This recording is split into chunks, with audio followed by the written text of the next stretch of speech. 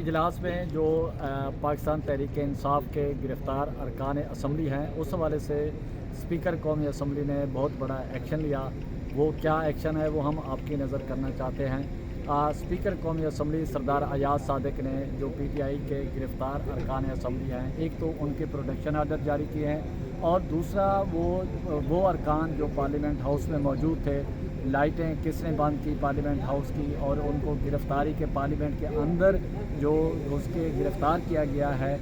قانون نافذ کرنے والے اداروں کی طرف سے، تو وہ اس پر بھی ایک کمیٹی تشکیل دی ہے اور کچھ لوگ جو ہیں ان کو سسپینڈ بھی کیا ہے۔ تو اس والے سے جو سی ڈی اے کے ارکان کوئی لوگ ہیں جہاں پر ڈیوٹی پر مامور ہوتے ہیں تو ان کو بھی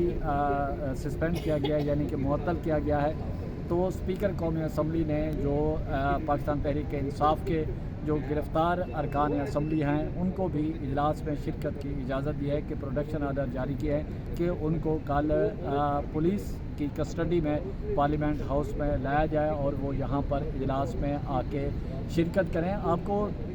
یہ بھی بتاتے چلیں کہ یہ پروڈکشن آرڈر جاری کرنے کا ثوابدید اسپیکر قومی اسمبلی کا ہوتا ہے یا کوئی قیمہ کمیٹی کا جو چیئرمین اور جس کے وہ ممبران ہوں، تو ان کے بھی وہ جو چیئرمین قیمہ کمیٹی ہیں ان کے پروڈکشن آرڈر جاری کر سکتے ہیں۔ سول ایویشن کے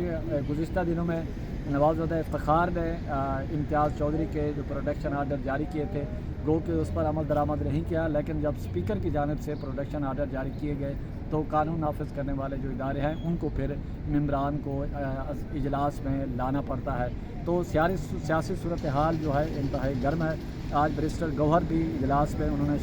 شرکت کی اور جو پولیس کے حوالے سے جس طرح ان کی گرفتاری ہوئی تو وہ تمام تر جو معاملات ہیں وہ قومی اسمبلی میں انہوں نے رکھے ہیں۔ اسی کے ساتھ پرچار کی ٹیم کو اجازت دیں، گرد و نواح کا خاص خیال رکھیں، لوگوں کے لیے آسانیاں پیدا کریں۔